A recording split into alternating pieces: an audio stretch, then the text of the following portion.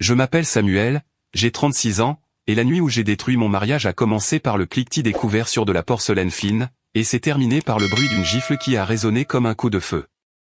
Avant de vous raconter comment j'ai fait tomber un empire de plusieurs millions d'euros avec une seule phrase, et comment j'ai quitté la femme que je pensais être l'amour de ma vie, dites-moi dans les commentaires d'où vous regardez cette vidéo.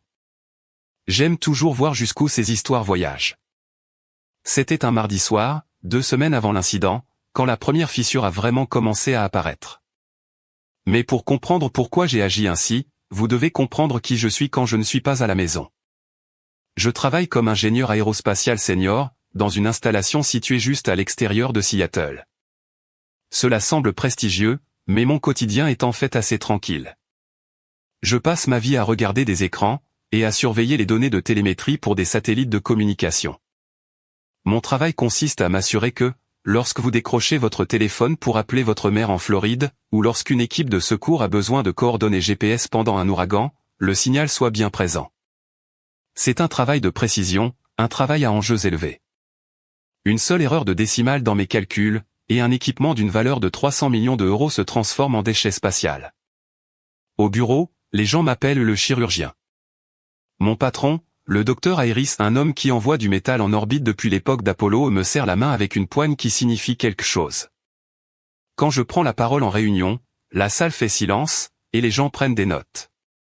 Je suis respecté, je suis compétent, et je suis un homme qui résout des problèmes dont la plupart des gens ignorent même l'existence. Mais dès que je pointe à la sortie, et que je conduis ma berline de 5 ans pour rentrer en banlieue, je cesse d'être le chirurgien. Je deviens simplement le mari de Jessica, ou, aux yeux de ma belle famille, celui qui a un métier ennuyeux. Ce mardi-là, je suis rentré à la maison en me sentant bien. Le docteur Iris m'avait pris à part pour me parler d'une promotion potentielle. C'était une étape énorme, devenir chef de projet pour le nouveau contrat du ministère de la Défense. Cela s'accompagnait d'une augmentation de salaire significative, assez pour que je puisse enfin arrêter de stresser pour les mensualités du prêt immobilier, qui semblait engloutir 70% de mon salaire. J'ai franchi la porte d'entrée en desserrant ma cravate, prêt à partager la nouvelle. La maison était calme, mais la tension était déjà là. Elle flottait dans l'air, comme l'odeur d'un pain grillé brûlé. « Jessica ?» ai-je appelé. Elle était dans la cuisine, frottant furieusement un verre à vin. Jessica est belle, de ce genre de beauté qui m'avait fait bégayer lors de notre première rencontre à l'université. Mais au cours des 6 dernières années, sa beauté avait pris un aspect tranchant, et cassant. Elle a levé les yeux, et il n'y avait aucun sourire. Pas de « Comment s'est passée ta journée ? Tu es en retard ?» a-t-elle dit. Il est 18h15, Jess. Je me suis arrêté pour prendre de l'essence. Je me suis approché pour embrasser sa joue, mais elle s'est détournée, se concentrant sur une trace sur le cristal. Nous devons aller dîner chez mes parents dimanche. C'est la réunion de préparation pour la fête du 40e anniversaire, a-t-elle dit, la voix tendue. Et s'il te plaît, Samuel, pourrais-tu faire un effort cette fois? Je me suis arrêté, la main à mi-chemin de la poignée du réfrigérateur. Faire un effort, Jess? J'ai aidé ton père à nettoyer tout son garage à Thanksgiving dernier. J'ai conduit ta mère à son opération des yeux quand Julien ne pouvait pas se déplacer. Tu vois très bien ce que je veux dire. A-t-elle lancé, en posant enfin le verre. Ne reste pas assis là, dans ton coin, à parler de satellites et de mathématiques. Discute avec eux.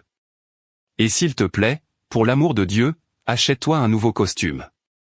Julien amène des invités importants, et je ne veux pas que tu aies l'air d'un technicien du support informatique. Elle était là, la comparaison. Le nom qui hantait notre mariage comme un poltergeist, Julien. Julien est le frère aîné de Jessica. Il a 42 ans, des dents trop blanches, un bronzage trop orange, et une personnalité qui aspire l'oxygène de chaque pièce où il entre. Il se dit magnate de l'immobilier. Il conduit une Lamborghini Urus toute neuve, publie des vidéos sur Instagram sur la culture du travail acharné, et me traite comme si j'étais son chauffeur. Je suis sur la liste pour une promotion, Jess, ai-je dit doucement, essayant de sauver l'ambiance. Un poste important, chef de projet. Elle a cligné des yeux, me regardant avec un désintérêt vague. C'est bien, samedi. Est-ce que ça vient avec une voiture de fonction, ou est-ce que tu vas encore conduire cette Honda? Ça vient avec du respect, ai-je dit, ma voix se durcissant, et une augmentation de salaire. Eh bien, tant mieux, a-t-elle soupiré, en s'essuyant les mains sur une serviette. Peut-être qu'on pourra enfin refaire la cuisine. Julien vient de dépenser 50 000 € pour un système domotique dans sa maison. C'est incroyable, samedi. Tu entres, et la maison te salue. J'ai ressenti ce serrement familier dans ma poitrine. Ce n'était pas de la colère, pas encore. C'était de l'épuisement. Un épuisement profond, qui me touchait jusqu'aux os, celui de courir constamment une course pour laquelle je ne m'étais pas inscrit, contre un type qui trichait. Je suis sûr que c'est génial, ai-je marmonné. Il amène Monsieur Sterling à la fête d'anniversaire. Jessica a lâché la bombe négligemment. Je me suis figé. Sterling? Comme Charles Sterling, l'investisseur milliardaire? Oui, a rayonné Jessica, ses yeux s'éclairant enfin. Julien l'a convaincu d'investir dans le nouveau projet immobilier au bord de l'eau. C'est énorme, samedi papa est tellement fier. C'est pour ça que tout doit être parfait. Alors s'il te plaît, essaie juste d'être impressionnant. Ou, si tu ne peux pas l'être, sois simplement invisible. Si tu ne peux pas être impressionnant, sois invisible. Cette phrase a tourné en boucle dans mon crâne pendant les 2 semaines suivantes. C'était la devise de mon mariage. Je payais les factures, je réparais les robinets qui fuyaient, je m'occupais de l'avocat quand nous avions ce litige de limite de propriété avec le voisin. Je faisais les impôts. J'étais la fondation, mais personne ne regarde la fondation. On regarde le lustre, et Julien était le lustre, clinquant, coûteux, et suspendu par un fil très mince, même si je ne le savais pas encore. La nuit précédant la fête, j'étais dans mon bureau à domicile, une chambre d'amis convertie que Jessica menaçait constamment de transformer en espace de méditation, et je travaillais tard. J'avais une pile de dossiers du travail. Nous auditions les polices d'assurance pour notre prochain lancement. L'assurance était garantie par un fonds de pension massif, le fonds de retraite des enseignants de l'État et des premiers intervenants. C'est un sujet ennuyeux pour la plupart des gens, tables actuarielles, évaluation des risques, allocation d'actifs. Mais j'aime les schémas logiques. Je trouve du réconfort dans les chiffres, parce que les chiffres ne mentent pas. Les chiffres ne vous disent pas d'être invisible. Je recoupais le portefeuille d'investissement à haut risque du fonds, lorsqu'un nom est apparu sur l'écran, Mitchell Development Group Holdings LLC. J'ai cligné des yeux. J'ai pris une gorgée de mon café froid, et je me suis penché. Mitchell. C'est le nom de jeune fille de ma femme. C'est le nom de famille de Julien. J'ai commencé à creuser. Je n'aurais pas dû, ce n'était pas mon département, mais la curiosité est une malédiction. J'ai ouvert les dossiers. Le fonds de pension avait alloué 20 millions € à la société de Julien pour une zone commerciale mixte en centre-ville. Je connaissais cette zone, je passais devant chaque jour pour aller au travail. C'était un terrain vague plein de mauvaises herbes, entouré d'une clôture en grillage rouillé. Il n'y avait aucune construction, aucun permis n'avait été déposé. Je me suis adossé à ma chaise, le silence de la maison pesant sur mes oreilles. Pourquoi un fonds de pension conservateur pour enseignants investirait-il 20 millions dans un tas de terre appartenant à un gars qui a à peine terminé le lycée? J'ai regardé plus profondément. La garantie du prêt était répertoriée comme des actifs vérifiés provenant d'une société mère. J'ai suivi la trace écrite. Elle menait à une société écran au Caïman, puis à une autre dans le Delaware, pour finalement boucler la boucle vers un garant, Robert Mitchell, mon beau-père. Mon cœur a commencé à tambouriner contre mes côtes. Mon beau-père, Robert, était un dentiste à la retraite. Il avait de l'argent, c'est sûr, il avait une belle maison et un abonnement au club de golf, mais il n'avait pas de quoi garantir un prêt de 20 millions €. À moins que... J'ai consulté les registres fonciers pour la maison de Robert, puis pour le chalet de vacances, puis pour ses propres comptes de retraite auxquels j'avais encore accès, car j'avais fait ses impôts il y a 2 ans.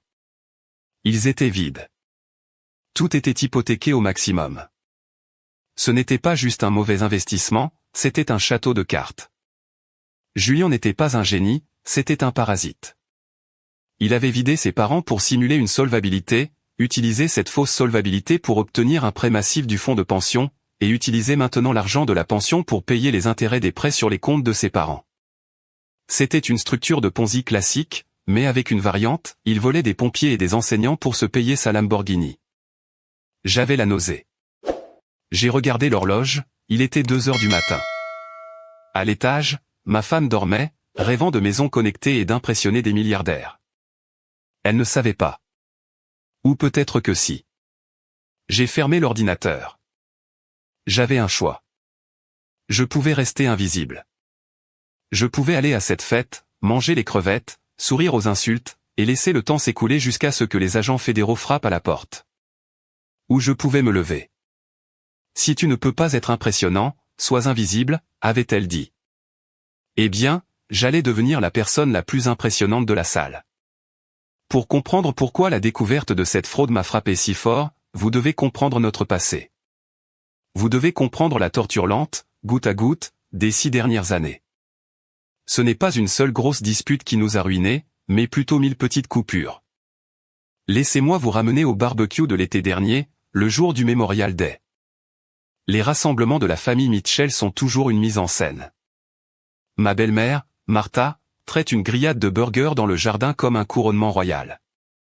Il y a un code vestimentaire, il y a un plan de table. J'étais devant le grill, transpirant à travers ma chemise, parce que Julian, qui était censé s'occuper de la cuisine, avait décrété qu'il faisait trop chaud, et était rentré pour se faire un mojito. Je retournais 20 steaks, essayant de les avoir tous saignants, exactement comme Robert les aimait. Julian est sorti sur le patio. Il portait un pantalon en lin blanc, et des mocassins qui coûtaient plus cher que ma première voiture. Il avait un public, comme toujours, quelques cousins et Emily, la sœur cadette de Jessica. Et Sam, a crié Julian, assez fort pour que les voisins l'entendent. Ne les brûle pas cette fois, d'accord? J'ai acheté ces steaks dans une boucherie réputée de la ville. C'est du wagyu, ne les transforme pas en palais de hockey comme tu fais avec tes burgers. J'ai serré les dents. Tout est sous contrôle, Julian. Il s'est approché, faisant tourner son verre. Il m'a attrapé le poignet, soulevant mon bras pour regarder ma montre. C'était une Seiko, fiable, robuste, pratique, un cadeau de mon père avant son décès. Regardez-moi ça. A ri Julian, en la montrant au cousin. Tu portes encore cette bombe à retardement? Sam, mon vieux, tu es ingénieur. Achète-toi une Apple Watch ou une Rolex.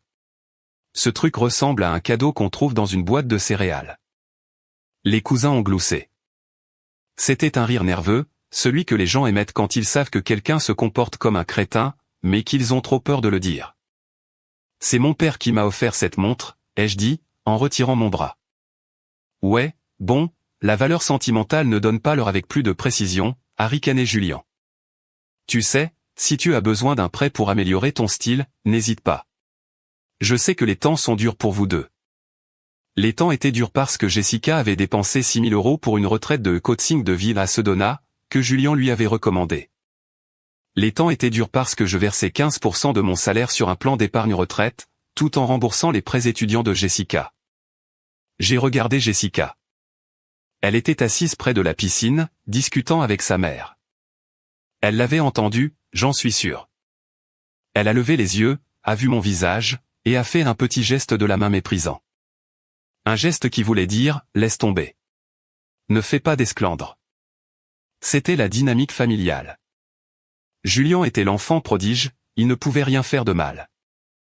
Il a abandonné l'université? Il est trop créatif pour le système académique. Il a trompé sa première femme? Elle ne comprenait pas son ambition. Il a perdu 50 000 € dans une arnaque de crypto? C'est un preneur de risque, un visionnaire. Moi, j'étais l'élément utilitaire fiable. J'étais celui que Robert appelait quand son Wi-Fi tombait en panne. J'étais celui que Martha appelait quand elle avait besoin de quelqu'un pour déplacer des meubles. Mais à table, j'étais la chute de la plaisanterie. Quoi que j'accomplisse, Julian avait fait mieux. J'ai terminé mon master. Julian venait de conclure une affaire de plusieurs millions sur papier. J'ai reçu un prix de sécurité à la NASA. Julian a acheté un bateau. Et puis, il y avait Liam. Liam est le mari d'Emily. C'est un avocat fiscaliste. Un gars discret, avec une calvitie naissante, qui a toujours l'air de s'excuser d'exister. Nous formions le club des exclus. Ce même jour au barbecue, après l'incident des steaks, Liam m'a trouvé en train de nettoyer la grille. Il m'a tendu une bière fraîche. Il est en grande forme aujourd'hui, a marmonné Liam, en désignant la maison où Julian tenait salon. C'est un sale type, ai-je dit. C'était la première fois que je le disais à voix haute devant la famille. Liam a regardé autour de lui nerveusement, puis s'est penché. Tu sais, j'ai examiné quelques contrats pour lui le mois dernier, pour son projet de condo. Ah bon? J'ai récuré la grille plus fort. C'était bizarre, samedi. Les sociétés à responsabilité limitée étaient toutes enregistrées à des boîtes postales au Nevada. Et le capital initial ne venait pas d'une banque, mais de fonds privés. Cependant, les signatures étaient brouillonnes. Brouillonnes comment? Comme désespéré. Liam a pris une gorgée de bière. J'ai essayé de dire à Emily que nous ne devrions peut-être pas investir le fonds d'études des enfants dans sa prochaine levée de fonds, et elle a failli m'arracher la tête. Elle a dit que j'étais jaloux. J'ai arrêté de frotter. Est-ce que tu as investi? Liam a regardé ses chaussures. 10 000 €, pour acheter la paix. 10 000 € en volée. Je l'ai su à ce moment-là, avant même d'en trouver la preuve plus tard.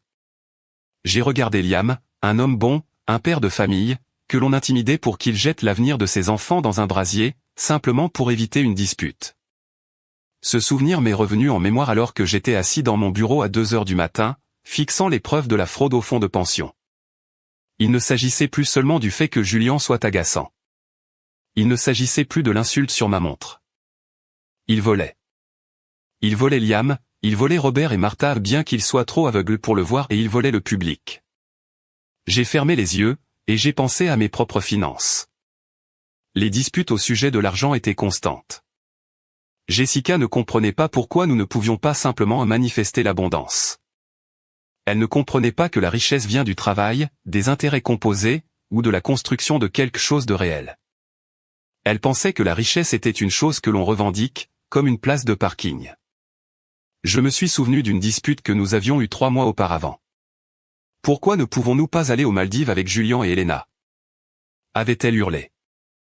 Ils nous ont invités. C'est embarrassant de dire non. Parce que ça coûte 12 000 €, Jess. Nous avons un prêt à rembourser, et nous devons réparer le toit. Tu n'as aucune vision. M'avait-elle jeté un oreiller au visage. Tu as peur de tout.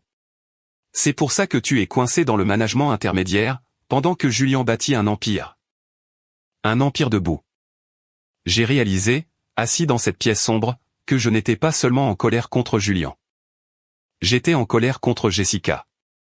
Elle était complice. Peut-être pas légalement, mais moralement. Elle l'encourageait, elle le validait, elle vénérait l'autel de son succès factice, et elle y sacrifiait notre mariage. Je me suis levé et j'ai fait les 100 pas dans la petite pièce. Mon père me disait souvent, Sam, la vérité est comme une ligne de code. Soit elle fonctionne, soit elle fait planter tout le système. Tu ne peux pas négocier avec la gravité. J'avais négocié avec la gravité pendant 6 ans.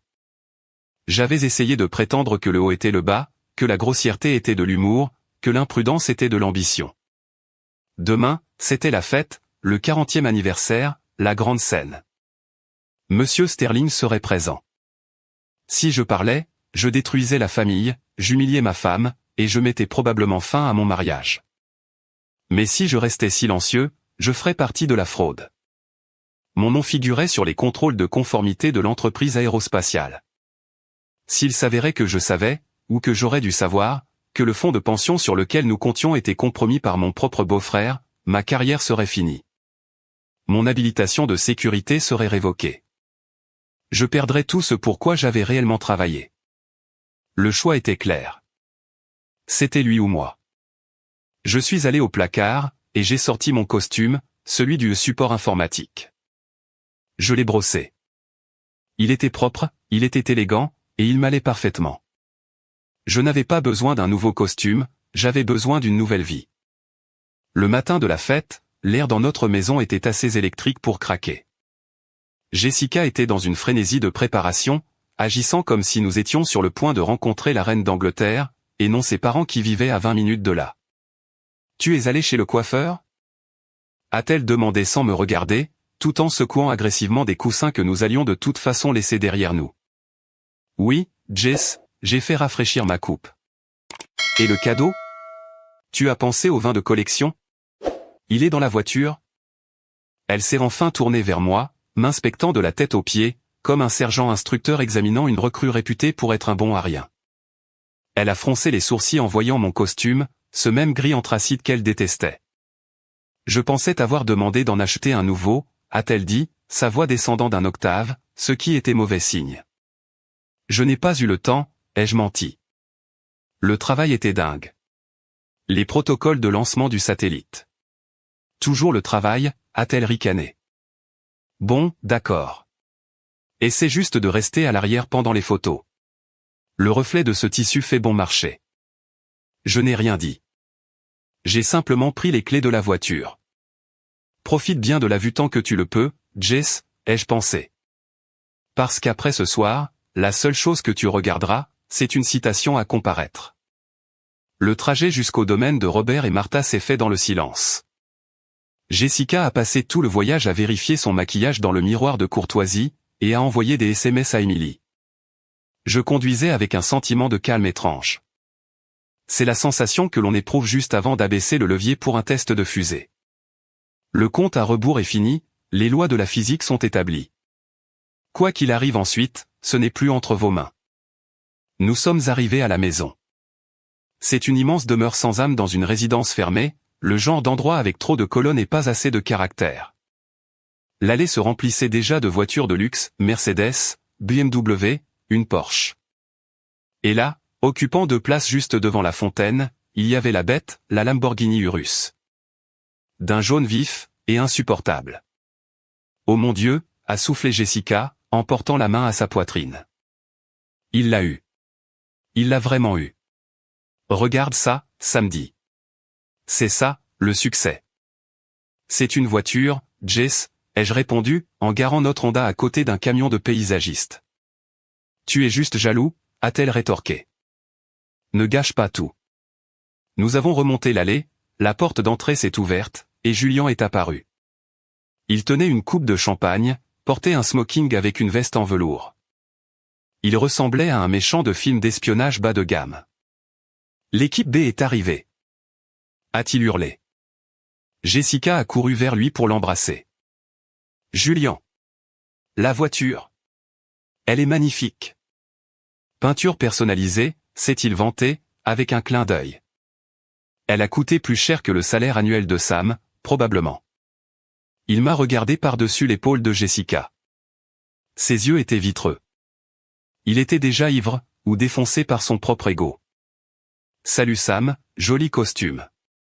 Tu l'as emprunté à un croque-mort? Joyeux anniversaire de mariage, Julien, ai-je dit, d'une voix stable. Où sont tes parents? Ils sont à l'intérieur avec Monsieur Sterling. Julien a baissé la voix pour un murmure conspirateur. Le grand patron est là. Écoute, Sam, sérieusement, reste à l'écart ce soir. Sterling est de la vieille école. Il ne veut pas entendre parler de tes trucs, là. Tes jouets de l'espace. Il veut parler affaires. Je m'en souviendrai, ai-je dit.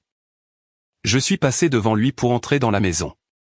Le foyer était décoré de roses blanches, il devait y en avoir pour 10 000 € de fleurs à elle seule. Un quatuor à cordes jouait dans un coin. Des serveurs circulaient avec des plateaux de blinis au caviar. C'était écœurant. Je savais, grâce à mon audit nocturne, que Robert avait manqué un paiement de taxes foncières sur cette maison le mois dernier. Je savais que la carte de crédit de Martha était au plafond. Toute cette fête était financée par la dette. Une dette qui était, en fin de compte, garantie par l'argent volé des pensions. J'ai vu Liam debout près du bar, l'air misérable. Il sirotait un scotch. Salut, ai-je dit, en m'approchant de lui. Sam, a-t-il répondu d'un signe de tête, l'air soulagé. Tu as survécu au poste de contrôle à l'entrée? De justesse. La Lambo est jaune. C'est une location, ai-je chuchoté. Je l'ai entendu parler au téléphone, a murmuré Liam en retour. Un bail d'entreprise à court terme, mais il raconte à tout le monde qu'il a payé cash. Liam, je l'ai regardé dans les yeux. Est-ce qu'Emily est au courant pour le fonds d'héritage? Celui que votre grand-mère a laissé pour les enfants? Liam est devenu livide. Pourquoi? Vérifie juste le compte lundi. D'accord? Promets-le-moi. Liam me fixait, la peur commençant à poindre dans ses yeux. Sam, qu'est-ce que tu sais? Pas ici, ai-je dit. À ce moment-là, un silence s'est abattu sur la pièce. Robert et Martha descendaient le grand escalier. Ils ressemblaient à des membres de la royauté. Martha était couverte de diamants, probablement faux ou empruntés. Robert avait l'air fatigué, son sourire était forcé, mais il saluait majestueusement. Et à côté d'eux, marchant avec une canne et un air d'autorité absolue, se tenait Charles Sterling. C'était une légende du monde des affaires, un requin. Il avait 70 ans, portait un costume qui coûtait plus cher que ma maison, et possédait des yeux bleus froids qui scannaient la pièce comme un radar. Julian s'est précipité vers eux. Mesdames et messieurs, le couple heureux est notre invité d'honneur, Monsieur Sterling. Les applaudissements ont éclaté. Jessica applaudissait si fort qu'elle devait avoir mal aux mains. Elle m'a regardé, les yeux écarquillés, en articulant silencieusement, souris. J'ai forcé une grimace. Monsieur Sterling ne souriait pas. Il a juste hoché la tête. Il avait l'air de s'ennuyer. Il ressemblait à un homme habitué à être la personne la plus intelligente de la pièce, et il n'était pas impressionné par les fleurs ou le quatuor à cordes. La cloche du dîner a retenti. Nous nous sommes tous dirigés vers la salle à manger. La table était dressée pour 20 convives. Les cartons de table étaient embossés alors. J'ai fait le tour de la table en cherchant mon nom. Je l'ai trouvé tout au bout, à côté de la porte de la cuisine, en face de la fille adolescente d'un cousin qui portait des écouteurs. Julian, naturellement, était assis en bout de table, à la droite de Monsieur Sterling. Jessica était à côté de Julian. Je me suis assis. La chaise était bancale, évidemment. On y est, ai-je pensé, en regardant les serveurs verser le vin. La scène. J'ai plongé la main dans ma poche et j'ai touché le métal froid de la clé USB que j'avais apportée au cas où, mais je n'en avais pas besoin. J'avais les photos sur mon téléphone. J'avais mémorisé les numéros de routage bancaire. J'ai regardé Julian se pencher pour dire quelque chose à Monsieur Sterling. Sterling a froncé les sourcils, l'air légèrement agacé. Julian a ri trop fort. L'orage se préparait, la pression dans la pièce tombait. J'ai pris une gorgée d'eau. Je devais rester sobre pour ce qui allait suivre. Le premier plat était une bisque de homard. C'était riche, crémeux, mais cela avait un goût de cendre dans ma bouche. La conversation à l'autre bout de la table, là où se trouvait le pouvoir, dominait la salle. Julian tenait salon, sa voix résonnant partout. Tu vois, Charles, a dit Julian, utilisant son prénom comme s'ils étaient de vieux partenaires de golf. La clé de ce projet, ce n'est pas seulement l'emplacement, c'est la synergie. Nous attirons des entreprises technologiques, nous attirons des commerces de luxe. Ce sera la Silicon Valley de la banlieue. Monsieur Sterling a pris une cuillerée de soupe lentement. Et la structure du capital? Vous avez mentionné avoir garanti le prêt de soudure. Affaire classée. Julian a balayé l'air d'un geste de la main. Entièrement financé. Mes partenaires sont discrets, mais ils ont les reins très solides. Nous avons même trop de souscriptions, en fait, j'ai dû refuser du monde. Je me suis étouffé avec mon eau. Trop de souscriptions. Il était en train de piller un fonds de pension. Sam, ça va là-bas? A lancé Julian. La soupe est trop épicée pour toi? Je sais que tu aimes les choses fades. La table a ri. Jessica ne m'a pas regardé. Elle fixait Julian avec adoration. Je vais bien, Julian, ai-je dit en m'essuyant la bouche. Je réfléchissais juste à la synergie. Ne te fais pas un nœud au cerveau, a ricané Julian. Donc, comme je le disais, Charles. Le dîner s'est éternisé. Le filet mignon est arrivé, le vin a coulé à flot. Julian devenait de plus en plus bruyant, et de plus en plus rouge. Il a commencé à se moquer des gens, c'était son passe-temps favori. Il a fait une blague sur le poids de la cousine Sarah. Il a fait une blague sur la calvitie de Liam. Et puis, inévitablement, il s'est tourné vers moi. Vous savez, tout le monde, Julian s'est levé, tapotant son verre avec une fourchette. Je veux porter un toast à maman et papa.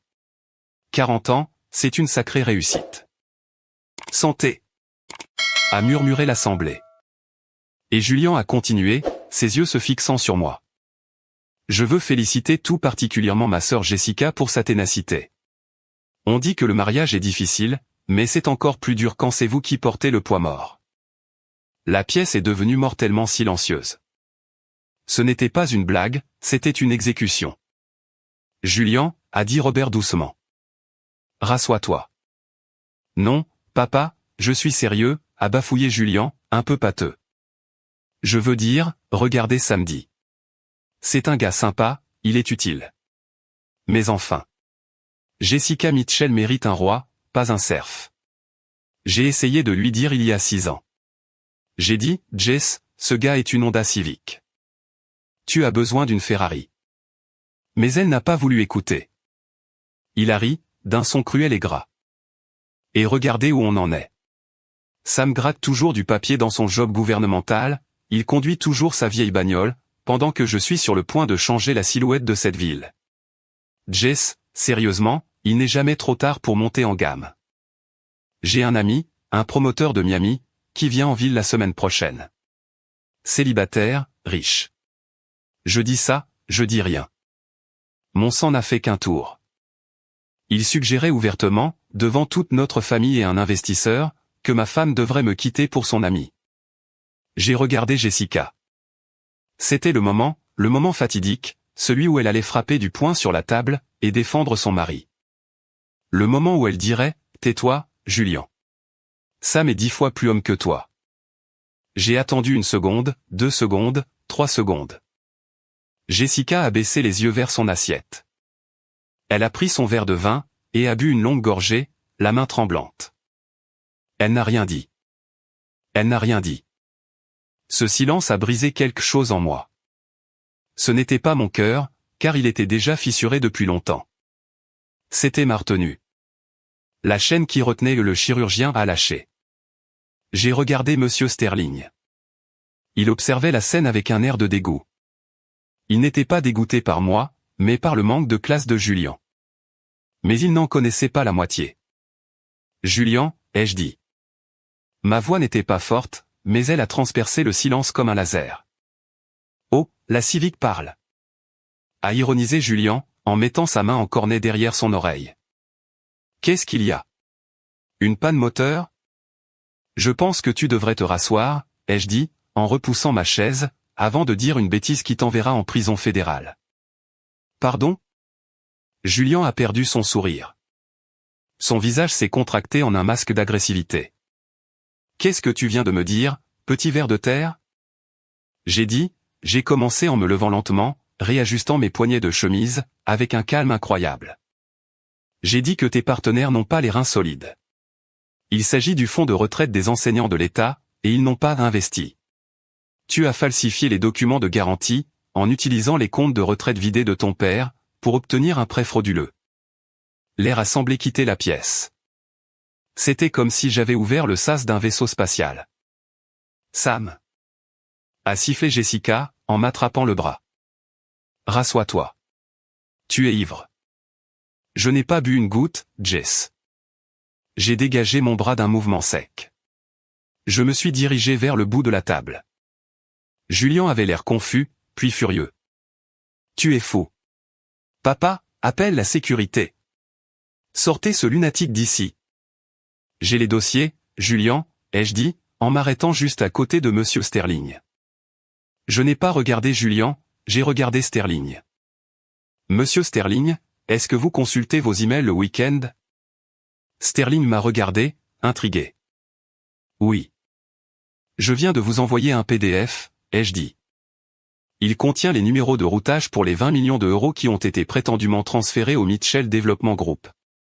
Si vous regardez à la page 4, vous verrez que les fonds ont été immédiatement virés vers Apex Holdings au Caïman, puis réinjectés pour payer les dettes personnelles de Julien Mitchell, y compris le leasing de la Lamborghini jaune garée dehors. Sterling a sorti son téléphone. La salle était pétrifiée. Julien s'est jeté en avant. Ne regardez pas ça. Il ment. C'est un petit ingénieur jaloux qui ne comprend rien aux affaires. Sterling a levé la main, une seule main, et Julien s'est arrêté net. Sterling faisait défiler l'écran. Ses yeux se sont rétrécis. Il a balayé, zoomé, puis il a lentement posé le téléphone sur la table. Il a regardé Julien. Le regard était terrifiant. Ce n'était pas de la colère, c'était le regard qu'un boucher porte sur une pièce de viande. Julien, a dit Sterling, d'une voix glaciale. Est-ce que c'est votre signature sur cette autorisation de transfert? Je sais. C'est du financement créatif, Charles. C'est du capital relais. J'allais rembourser dès que les préventes arriveraient. Julien transpirait maintenant à grosses gouttes. Vous avez utilisé mon nom, a dit Sterling doucement. Vous avez dit au fonds de pension que j'étais co-garant. C'est comme ça que vous avez eu ce taux. Je. C'est une fraude électronique, a déclaré Sterling. C'est un vol d'identité, et c'est une atteinte à ma réputation. Julien s'est tourné vers son père. Papa, dis-lui. Dis-lui qu'on est solvable. Robert était livide. Il se tenait la poitrine. Julien. Tu avais dit que les comptes étaient en sécurité. Tu avais dit que c'était juste une preuve de liquidité. Tu as signé les papiers, papa. A hurlé Julien. Tu les as signés. Ce fut le chaos. Robert s'est effondré sur sa chaise. Martha a commencé à hurler.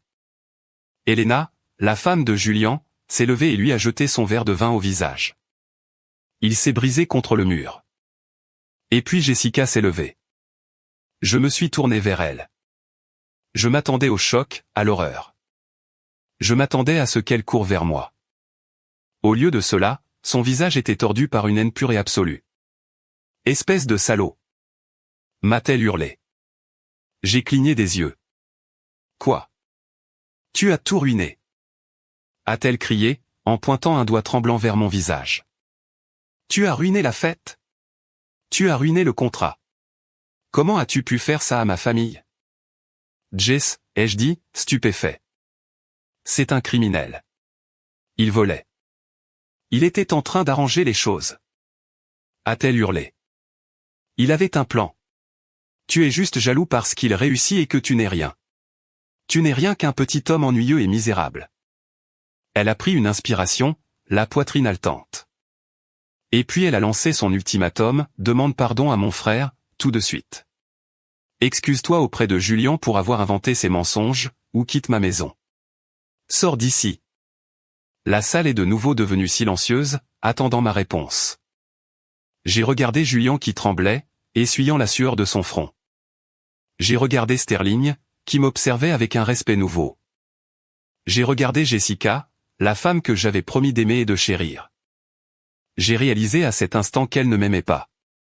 Elle aimait la stabilité que je lui offrais, mais elle détestait la personne qui la lui fournissait. Elle voulait le train de vie du criminel, avec le filet de sécurité de l'ingénieur. Je me suis approché de Julien. Je me suis penché tout près. Je ne suis pas désolé, ai-je chuchoté, assez fort pour que tout le monde entende.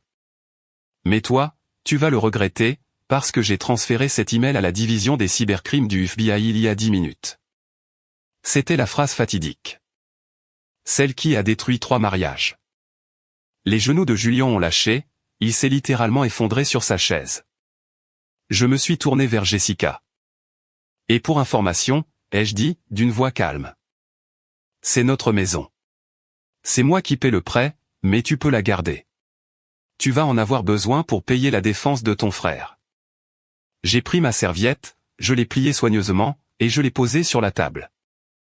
Joyeux anniversaire, ai-je dit à Robert et Martha, puis je suis sorti. Quitter cette maison fut la chose la plus difficile, et la plus facile, que j'ai jamais faite.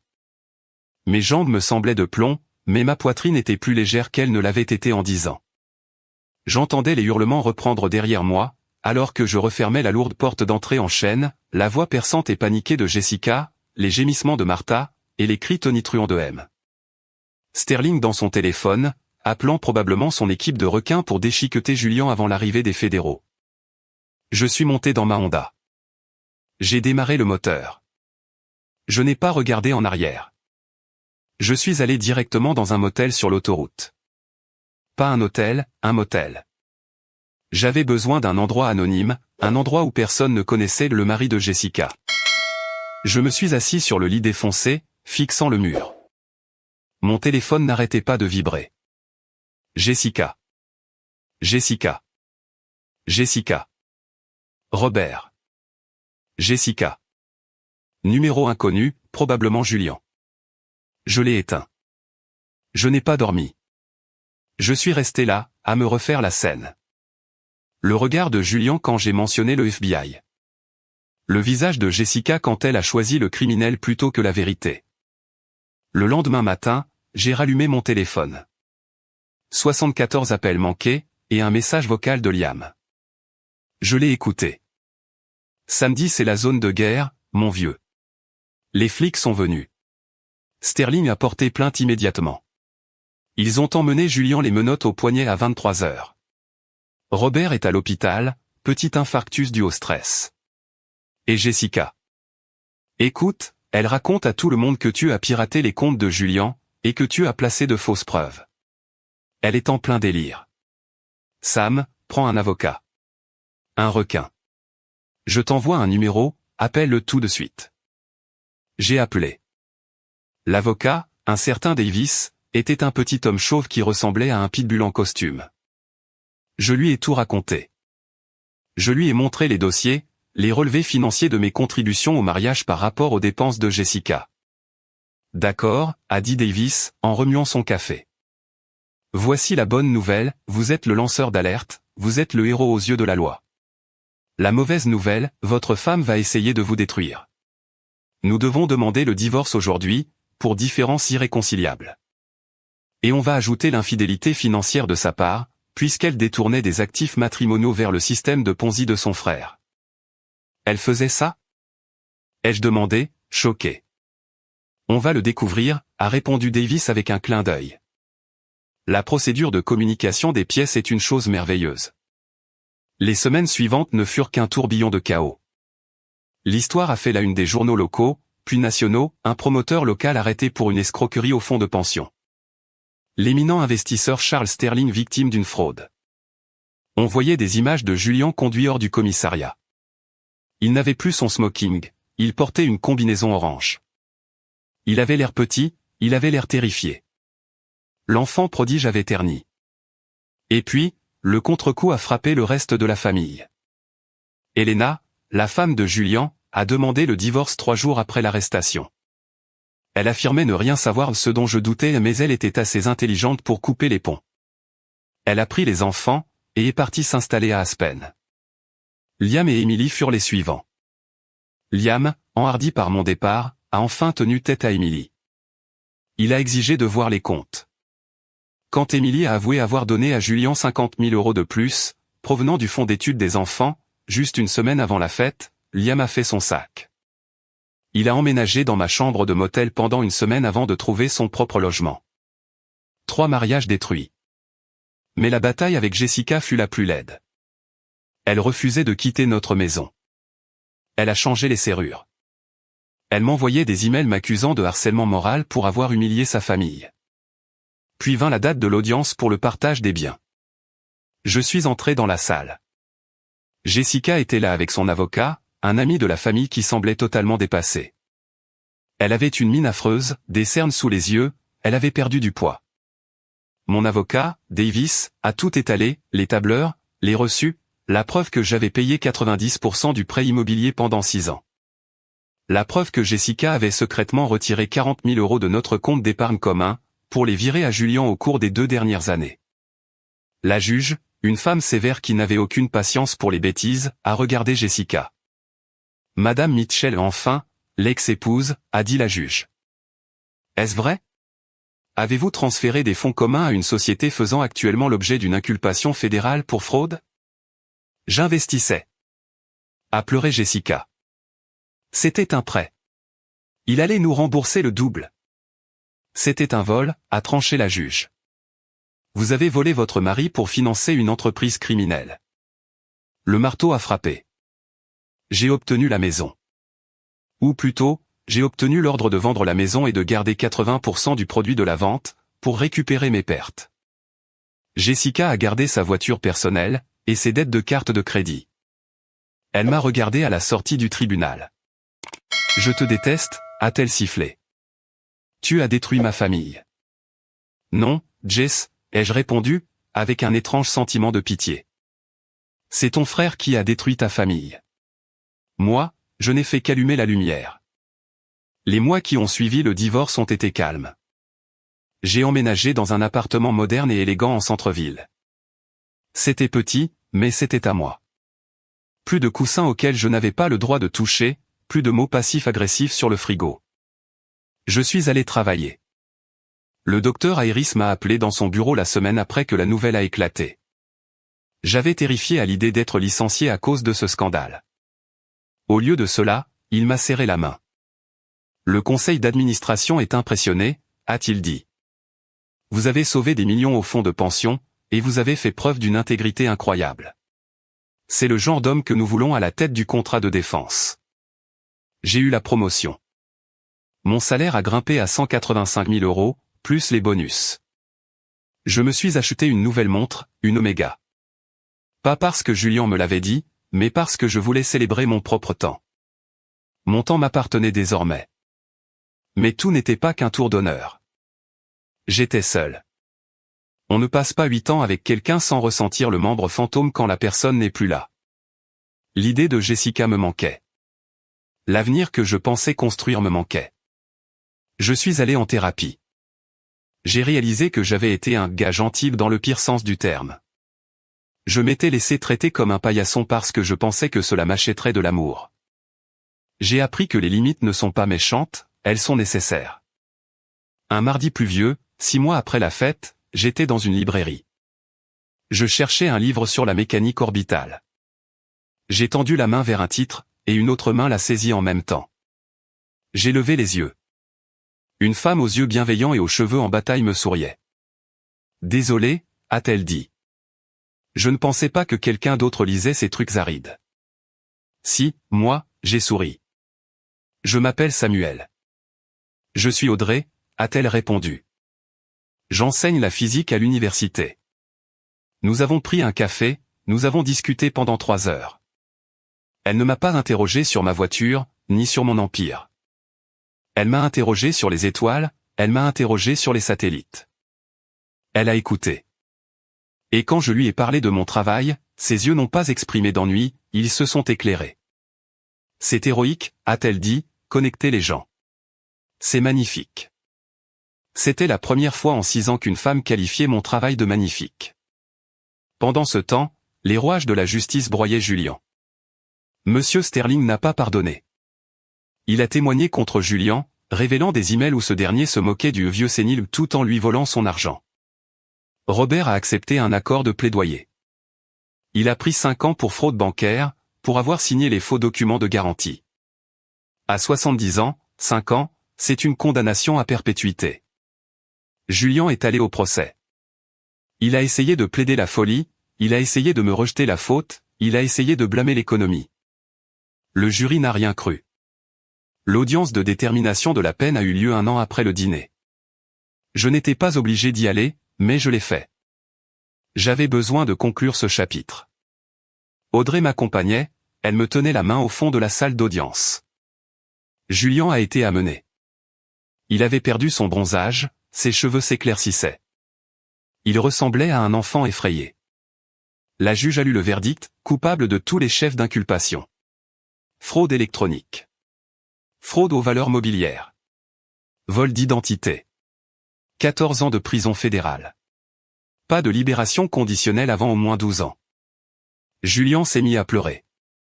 Il a regardé vers le public, il a vu Martha qui sanglotait dans un mouchoir. Il a vu Jessica. Jessica était assise seule. Elle paraissait plus vieille, plus dure. Elle portait un costume bon marché. J'avais entendu dire qu'elle travaillait comme réceptionniste dans un cabinet dentaire désormais, vivant dans un petit appartement avec 2 colocataires.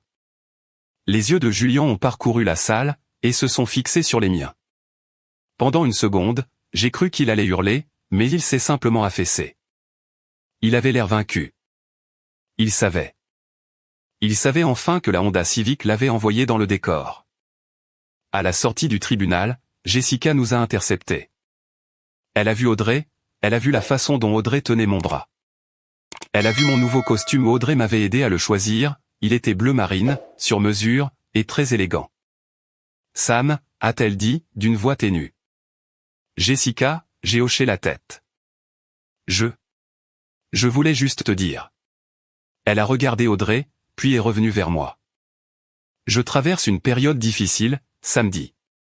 Le loyer est dû. Et avec papa en prison, maman est perdue. Elle demandait de l'argent. Après tout, après les insultes, la trahison, la haine, elle me voyait toujours comme le distributeur, le gars utile. Je l'ai regardée, et je n'ai rien ressenti. Ni colère, ni amour, juste de l'indifférence. Je suis désolé de l'apprendre, Jess, ai-je dit. Mais cela semble être un problème que ta famille doit résoudre.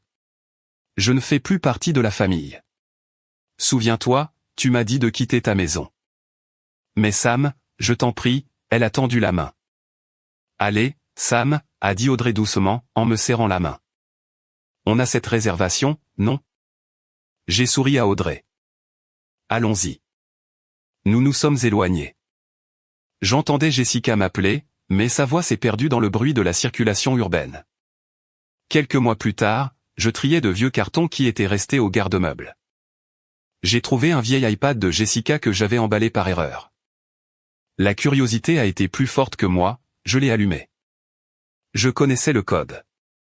J'ai ouvert ces messages, je suis remonté aux dates précédant la fête. J'ai trouvé une conversation avec Julian. Julian, j'ai besoin d'un autre virement, Jess, les intérêts sont dus. Jessica, je ne peux pas, Jules, Sam commence à poser des questions sur l'épargne, il se méfie. Julian, fais-le, c'est tout.